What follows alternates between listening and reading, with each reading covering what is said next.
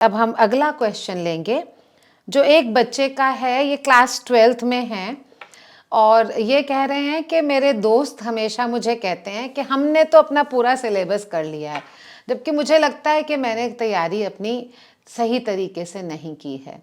तो ये मैं कैसे हैंडल करूं?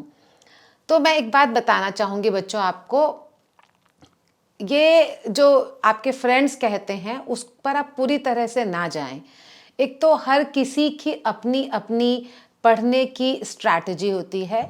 कुछ लोग पूरे साल कंसिस्टेंटली तैयारी करते हैं, हो सकता है उनकी तैयारी आपसे थोड़ा बेहतर हो, परंतु ऐसा भी होता है कि कई बार दोस्त आपको थोड़ा सा डराने के लिए भी कह सकते हैं कि हमारी पूरी तैयारी हो गई, आपकी नहीं। आप खुद पर विश्वास रखें एंड यकीनन जो एग्ज़ाम के वाले दिनों में आपका परफॉर्मेंस लेवल फार हायर होता है, आपकी कंसंट्रेशन फोकस ज़्यादा होता है और आप बहुत बेहतर कर सकते हैं।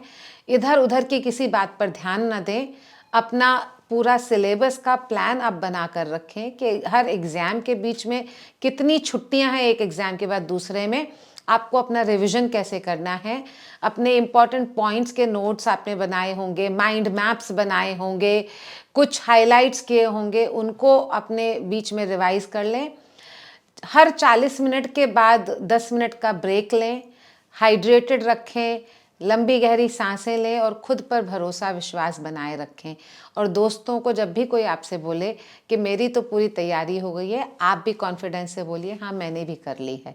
कभी किसी भी इधर उधर की बातों पे ध्यान देकर अपना कॉन्फिडेंस लूज ना करें, because it is you who will be appearing for your exam.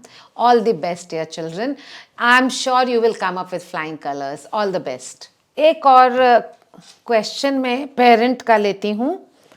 ये पेरेंट कह रहे हैं कि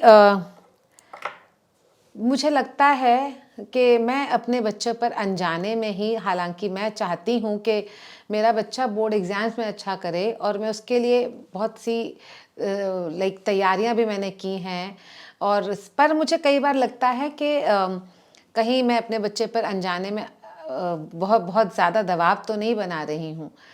सो I really appreciate you dear parent कि आप इतना अवेयर पेरेंट हैं और आप इस बात को लेकर बहुत ही अलर्ट हैं कि कहाँ आपका जो सपोर्ट सिस्टम है वो एक प्रेशर या एक स्ट्रेस फैक्टर के रूप में अपने बच्चे पर तो नहीं जा रहा है।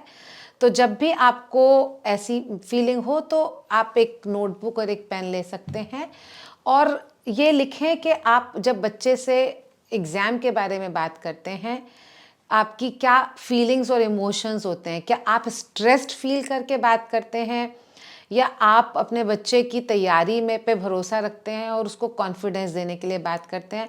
कहीं आपकी परेशानी की वजह दूसरे बच्चों से अपने बच्चे का कंपैरिजन तो नहीं है कि अरे वो वाले बच्चे ने तो बोर्ड में टॉप किया था, मेरा बच्चा टॉप करेगा या नहीं करेगा, उसके 99% आए थे, मेरे बच्चे के तो 88% प्री बोर्ड में आए हैं।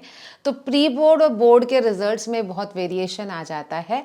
किसी भी बात को लेकर एंग्जाइटी ना पैदा करें, ना खुद में और ना बच्चे में, और तसल्ली रखें, लंबी गहरी सांसें लें, हाइड्रेटेड रहें, roughage based food, salads, fruits को अपनी डाइट में ज़रूर शामिल रखें। अपना भी ख्याल उसी तरह से रखें जैसे आप अपने बोर्ड एग्ज़ाम देने वाले बच्चे का ख्याल रखते हैं, और बच्चे आपके वर्ड्स से ज़्यादा आपके फीलिंग्स, आपके इमोशंस पर ध्यान देते हैं जब आप उनसे एग्ज़ाम्स के बारे में बात करते हैं। तो regulate your own emotions and convey no stress to your children.